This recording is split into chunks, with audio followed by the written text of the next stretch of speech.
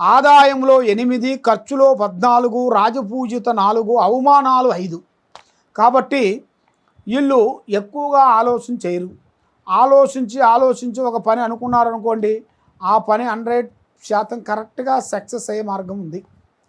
మరి ఆ భగవంతుడు దయ వలన ఇప్పుడు 1, 2, 3 సంవత్సరాల నుంచి ఏ పని చేసినా అంటేది అంటకుండా, ముట్టేది ముట్టకుండా, చేతికాడికి వచ్చింది చేయి జారిపోవటం, ఇస్తానన్న వాళ్ళు మనకి మోసం చేయటం, మన బంధుమిత్రులతోనే లేనిపోయిన సికాకులు కొన్ని ఎదురు కావటం, నమ్మిన వాళ్ళ నుంచి మనకి విరోధాలు, కొన్ని పోలీస్ స్టేషన్ చుట్టూ తిరగటం, కొన్ని కోర్టు చుట్టూ తిరగటం, ఇలాంటి కొన్ని స్త్రీల వల్ల నుంచి కానీ పురుషుల వల్ల నుంచి కానీ జరుగుతుంది. మరి వీళ్ళకి ధనప్రాప్తి యోగంలో అంత వెలుగు అనేది పెద్దగా లేదు. కాబట్టి ఇంకా రోజులు కొన్ని కష్టపడాల్సి వస్తుంది.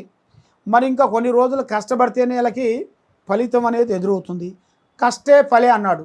కాబట్టి మీరు చేసే కష్టమే మీకు ఎప్పటికైనా మిమ్మల్ని కాపాడుతుంది. మరి వ్యాపారంలో కానీ, ఉద్యోగంలో కానీ, విద్యలో కానీ, విదేశాల ప్రయాణాల్లో కానీ కొన్ని మార్పులు రాబోతున్నాయి.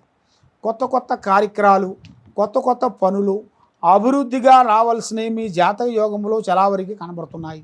మరి మీరు ఏ కార్యక్రమం అనుకున్నా, ఏ పని అనుకున్నా కూడా తొందరపాటు అనేది మీరు ఉండకూడదు.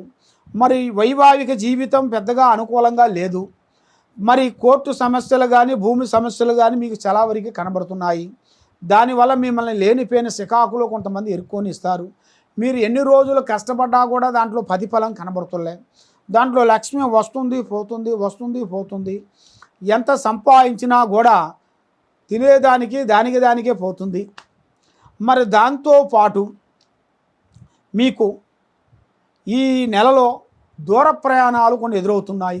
విదేశాల ప్రయాణాలు కానీ, దూర ప్రయాణాలు కానీ, దేవుడు గుళ్ళు కానీ, దేవుడు దర్శనాలు కానీ మీకు అతి దగ్గరలోనే ఎదురయ్యే మార్గాలు కనబడుతున్నాయి. మరి అక్కడ మీరు పోయి వచ్చిన కానించి అష్టకష్ట దరిద్ర దోషాలు అనేది పోతాయి. ఆరోగ్యం బాగుంటుంది, మనసు శాంతిగా ఉంటుంది. మరి మీరు ఏ కార్యక్రమం అనుకుంటున్నారో ఆ కార్యక్రమం మీకు 100% మీకు కరెక్ట్గా సక్సెస్ అయ్యే మార్గం ఉంది.